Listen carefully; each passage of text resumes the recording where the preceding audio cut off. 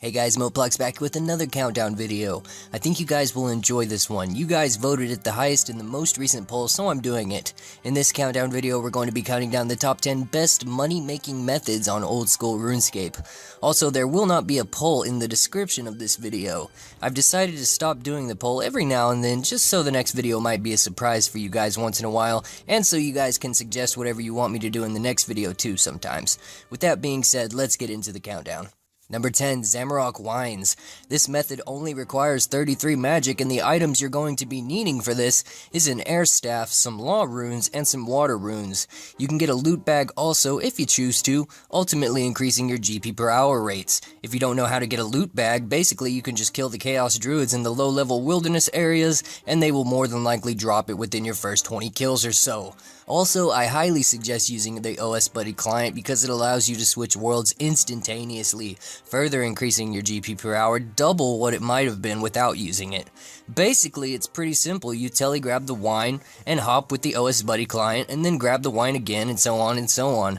Do this until your inventory is full and go over to the wilderness ditch and enter level 1 wilderness and store all the goods in the loot bag, then go back for more. Once you're done with 2 inventories, or 1 if you didn't use the loot bag, teleport to Falador Bank and repeat for about 1 year. You will be richer than Zezma himself, because these wines go for 1k to 1.3k each right now. Number 9, Battle Staffs. This method literally requires nothing except a decent cast stack.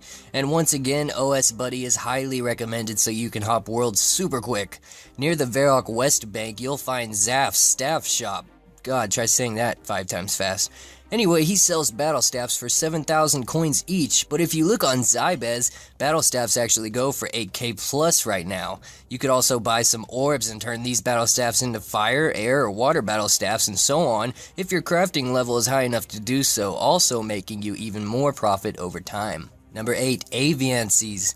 Located in the God Wars dungeons as well as the Wilderness Cave in level 30 Wildy, Aviancies can range from level 69 combat all the way up to level 131. Most people prefer killing these things in the Wilderness Caves because of the common drop of 4 noted Addy bars, whereas if you wanted to kill them in the regular God Wars dungeon, they would only drop at unnoted Addy bars instead.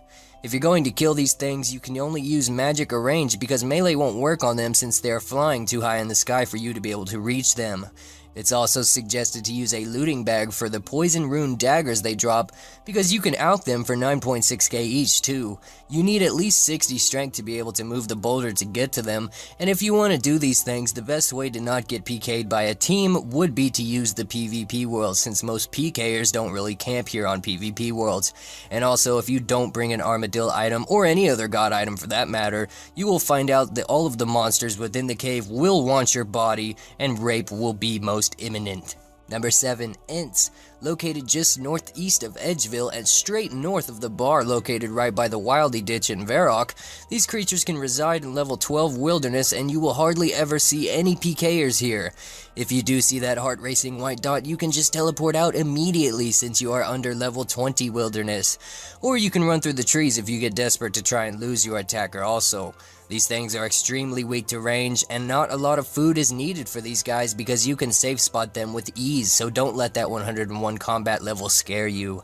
If you have 75 woodcutting or over, once you kill them, you can use an axe to carve their dead trunk and receive all types of logs ranging from regular logs all the way up into magic logs, but ultimately if you are over 75 woodcutting, magic logs will be primarily what you get from them. It's a great money maker that few know about and almost nobody uses.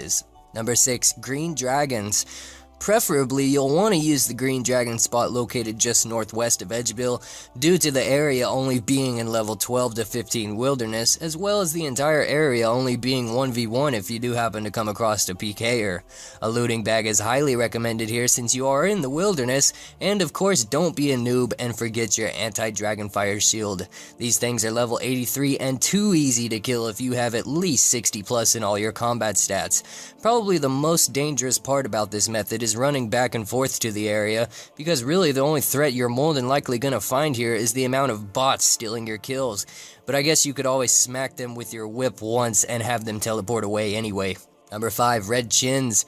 I'm not going to use black chins because basically you will get PK'd if you go to black chins nowadays. But anyway, if you have level 63 hunter, you can start hunting red chinchompas with 4 traps. Once you get to level 80, you can lay 5 traps.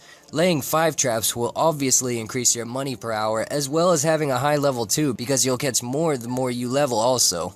Red chinchompas can also be sold right now for 950 coins to 1k coins each, and apart from that, this method is pretty straightforward.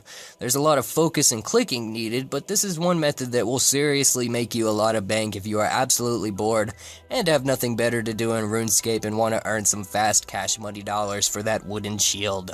Number 4, teleporting tabs. It's recommended that you have at least 25 magic and 40 construction for this method to be able to make Varrock tabs, which I believe they sell for the highest right now, as well as hiring your own personal slave, I mean butler, because he can unnote items for you. Also, I should mention, to actually be able to have the butler, you need a house with a bedroom in it, with a bed in it also for him. If you have 3k fire runes, 1k air runes, 1k water runes, a lectern, 1000 soft clay, and as well as 100k cash in your inventory, then you are golden. You can literally stay in your house without ever leaving to make your 1000 Varrock teleporting tabs. Making 500 usually takes you around 40 minutes, so basically you will maybe make 700 to 800k in an hour and 20 minutes if you focus on mastering this method. It's also semi-AFKable too, which can be good if you want to watch Game of Thrones, because that show is awesome, and you will be awesome too if you watch it. Number 3, staking. Just YOLO after YOLO after YOLO. Just kidding. The real number 3 is blue dragons. Mainly because they are 100% completely AFKable and you do not even need to use food. Grab your best range gear with an anti-dragon fire shield of course, and some Falador teleporting tabs. You can camp here all day long and it's not actually bad ranging experience either like most people think. I actually love the blue dragons because it's a really relaxing way to play the game, knowing you're becoming more badass in range because you barely have to look at the screen. And also if you have 70 plus agility, getting here is quite easy as that pipe does come in handy. They occasionally drop rune daggers and I recommend picking those up too. More often than not, you will also find some bots here. They usually don't pick up their dragon hides either, only just the bones, so there's free loot usually here too from time to time because of poorly scripted bots. Don't let that level 111 combat scare you either, because these guys are just giant blue noobs. Number 2, rune crafting nature runes. Only requiring level 44, this has got to be one of the best money-making methods in the game if you have the patience for it, and don't mind focusing on the game, although over time it can become easy to learn how to AFK this method. Rune crafting pouches are highly recommended, and if you grind enough to level 91 rune crafting, you can literally make almost 1 mil coins per hour with double nature runes. Just be careful because every now and then there are some PKers who don't know any of these methods that I've told you about, and will try to PK you for your glory, but if you are vigilant enough, you can always make a quick escape before they teleblock you, but 99% of the time, you won't ever see anybody trying to PK runecrafters here, because of how newbie it makes you look, and because it's just downright a douchebaggery thing to do. Number 1, skeletal wyverns. Be prepared to use a DFS, elemental shield, or a mind shield if you plan on using this method. Otherwise, these scary things will hit you for a 40 almost every single time.